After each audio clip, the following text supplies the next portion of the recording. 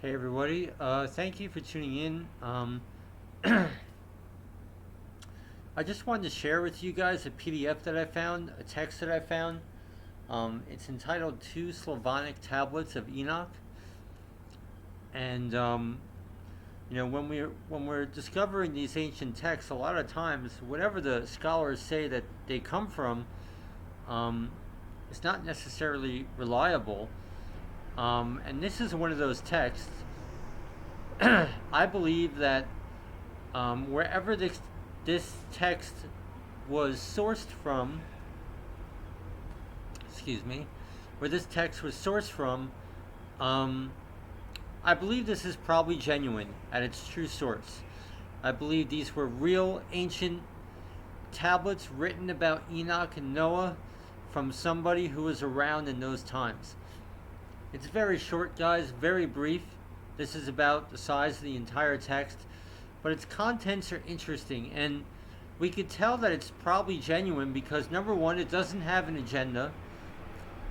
Number two, it perfectly goes along with deep biblical doctrine.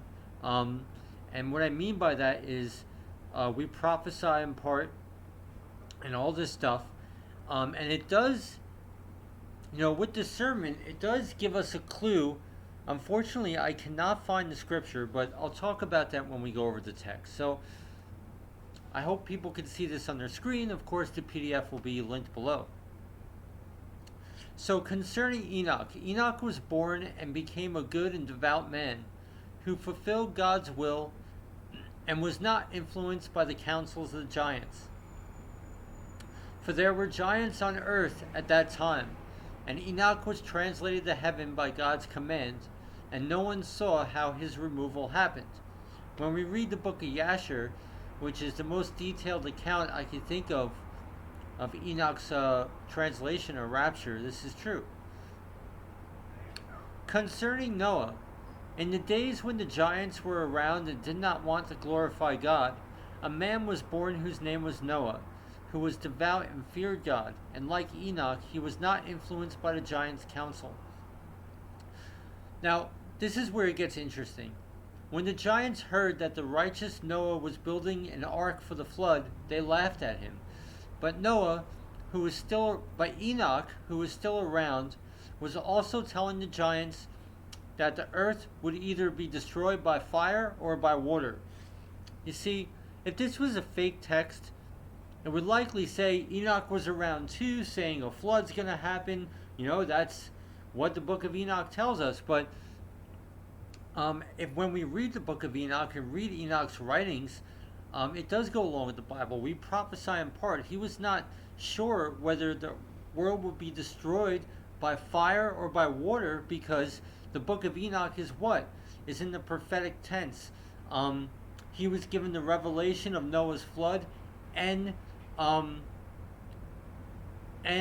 God's judgment in the last days all at the same time. So it would make perfect sense for Enoch to be confused in real life whether the earth was going to be destroyed by fire or water. And the answer in the end time is both.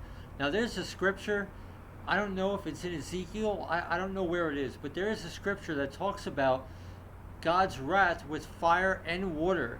And it says the fire will consume the water. And it's a very interesting scripture. Unfortunately, I can't cite it. But it's for this why I believe this text at its source, wherever this was likely written by someone who was around in those times. Someone who literally knew Enoch and Noah. So let's continue reading. And the righteous Enoch was doing nothing else but sitting and writing on marble tablets and on bricks the mighty works of God, which had happened from the beginning. Amazing.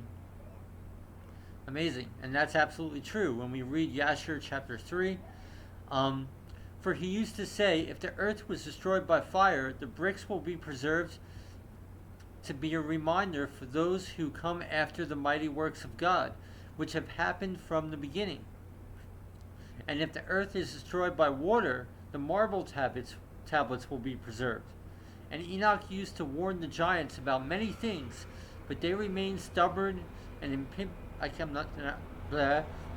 nor did they want to glorify the Creator. but instead each of them walked in his own will of the flesh. Now, it should be noted that where I don't have my biblical site map opened, but where Noah's Ark was found, when you go on our biblical site map, when you do the research, there were brick walls found that were likely from the days of Noah, and there were inscriptions on those brick walls. So it's very interesting that this has this down here. So this could probably tell us that the original writings of Enoch, he wrote other writings, I believe, other than the book of Enoch, which we don't have. Because in Jubilees it says that Abraham studied the writings of Enoch, which taught him about the sacrifices and all that kind of stuff. And we don't have that. So, very amazing that the original writings were on brick and marble. I believe this is a genuine text at its source. So I'll leave everything in the description box below, guys. I wish I could find that scripture about the water and the fire, but I mean, it makes sense that this is genuine. So, okay, thanks for tuning in. Shabbat Shalom for you guys who are observing the Sabbath today. Enjoy.